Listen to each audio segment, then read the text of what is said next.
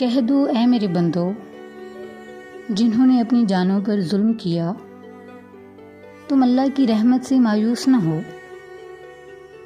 بلا شبہ اللہ تمام گناہوں کو معاف کر دیتا ہے۔ یقیناً وہی بڑا بخشنے والا ہے۔ جو برائی کرے گا یا اپنے پر زیادتی کرے گا پھر اللہ سے استغفار کرے گا تو وہ اللہ کو بہت بخشنے والا، نہایت رحم کرنے والا پائے گا۔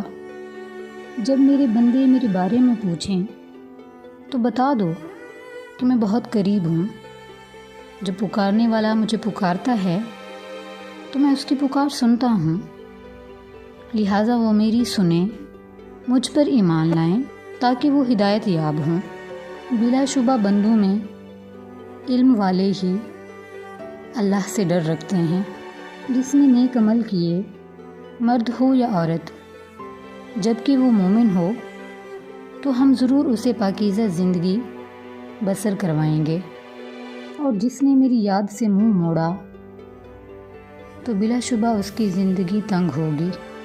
تمہارے مال اور تمہاری اولاد تمہیں ہم سے قریب کرنے والی چیزیں نہیں ہیں، سوائے ان کے جو ایمان لائے اور انہوں نے نیک عمل کیے۔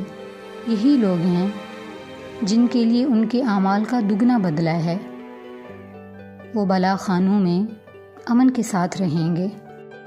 اور اگر ہم انسان کو اپنی رحمت کا مزہ چکھائیں پھر اسے اس سے چھین لیں تو وہ مایوس اور ناشکرا ہو جاتا ہے، اور اگر اس سختی کے بعد نرمی و نعمت کا مزہ پہنچاتے ہیں تو کہہ اٹھتا ہے کہ میری مشکلات دور ہو گئیں، پھر اتراتا اور فخر جتاتا ہے، سوائے ان لوگوں کے جنہوں نے صبر کیا، نیک اعمال کیے، ان کے لیے مغفرت اور بہت بڑا اجر ہے۔